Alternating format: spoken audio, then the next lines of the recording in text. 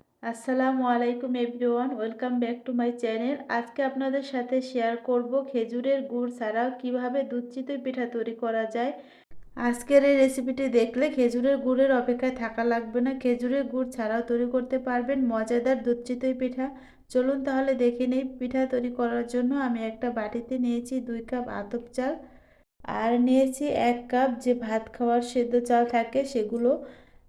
এই সিদ্ধ চালটা দিয়ে পিঠা তৈরি করলে আর বেকিং পাউডার দেওয়ার প্রয়োজন হয় না। বেকিং পাউডার ছাড়াই পিঠাগুলো হবে একবারে ফুলকো তুলতুলে নরম।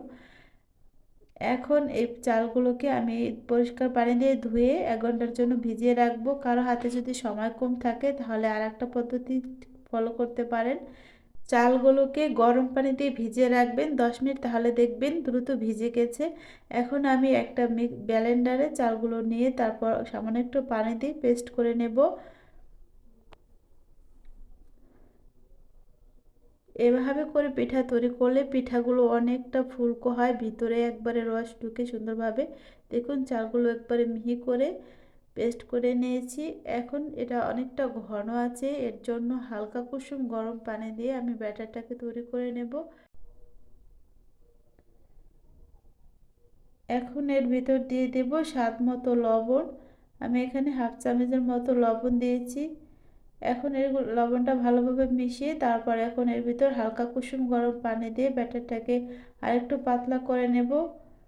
ব্যাটারের ঘনত্বটা হবে এরকম, একবারে বেশি পাতলাও নয় একবার ঘন নয়, দেখে নিশ্চয়ই বুঝতে পারছেন।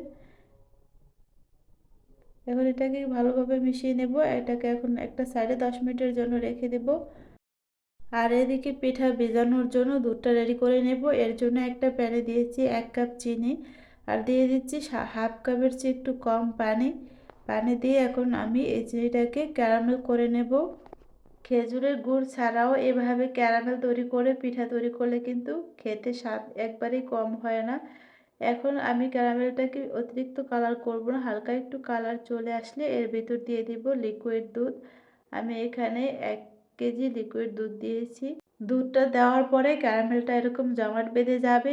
এটা দেখে ভয় পাওয়ার কিন্তু কিছুই নেই, একটু নাড়াচাড়া করলে দেখবেন একবারে চিনিটা আর ক্যারামেলটা গলে গেছে। এখন এর ভেতর দিয়ে দিব সামান্য একটু লবণ। মিষ্টি জিনিসে লবণ দিলে মিষ্টির ব্যালেন্সটা ঠিক থাকে। আর দিয়ে দিচ্ছি 2টা এলাচ, একটা তেজপাতা দিয়ে এখন দুধটাকে জাল করব প্রায় 5 থেকে 7 মিনিট।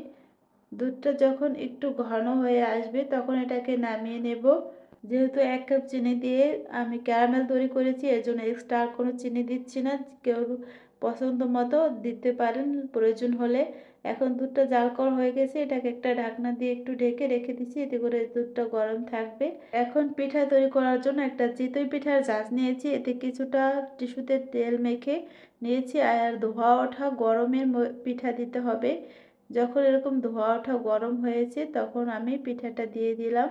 এখন এটাকে ঢাকনা দিয়ে ঢেকে 1 মিনিটের মতো রেখে রাখবো। দেখবেন 1 মিনিট পরে পিঠাটা হয়ে যাবে। পিঠাটা দেওয়ার সময় চুলার হিটটা একবারে মিডিয়ামে রাখতে হবে, আর পিঠাটা দেওয়ার পরে চুলার হিটটা একবারে লোতে রাখবেন। তাহলে দেখবেন পিঠাটা একবার পারফেক্ট হয়েছে।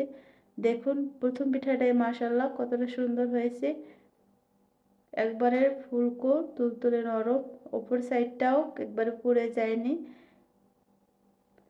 এরকম চালের গুঁড়া তৈরি করে পিঠা তৈরি করলে পিঠাগুলো একবারে ফুলকো হয় বেকিং পাউডার ছাড়াই। এভাবে করে আমি সব পিঠা তৈরি করে নেব। পিঠাটা দেওয়ার সময় চুলার হিটটা একটু বাড়িয়ে দেবেন। ধোয়া ওঠা গরমে ভিতরে পিঠাটা দিলে দেখবেন প্রত্যেকটা পিঠা আপনার ফুলকো হবে।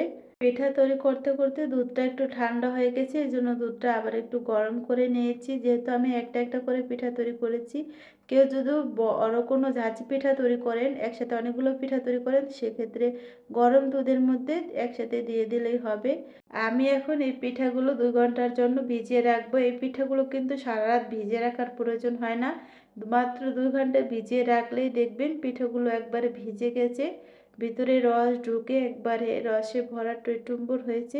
আমি 2 ঘন্টা পরে একটা পিঠা তুলে দেখিয়ে দিচ্ছি যে পিঠাটা ভিতরে কীরকম ভিজেছে। দেখুন একবারে পিঠার ভিতরে রসটা ঢুকে গেছে। এভাবে খেজুরের গুড় ছাড়াও চিনি দিয়ে মজাদার পিঠা তৈরি করতে পারবেন। কেউ দেখলে বুঝতেই পারবেন না যে পিঠাটা কি চিনির তৈরি নাকি খেজুরের গুড়ের। এভাবে ক্যারামেল তৈরি করে পিঠা তৈরি করলে কিন্তু খেজুরের গুড়ের চেয়ে কোনো অংশে কম স্বাদ হয় না। অবশ্যই ট্রাই করবেন, তাহলে বুঝতে পারবেন পিঠাগুলো আসলে কতটা টেস্টি হয়েছে। আজকের রেসিপিটি এ পর্যন্ত। আমার রেসিপিটি যদি কারো ভালো লেগে থাকে তাহলে প্লিজ লাইক দিয়ে চ্যানেলটিকে সাবস্ক্রাইব করে পাশে থাকবেন। সবাই ভালো থাকবেন। আল্লাহ হাফেজ।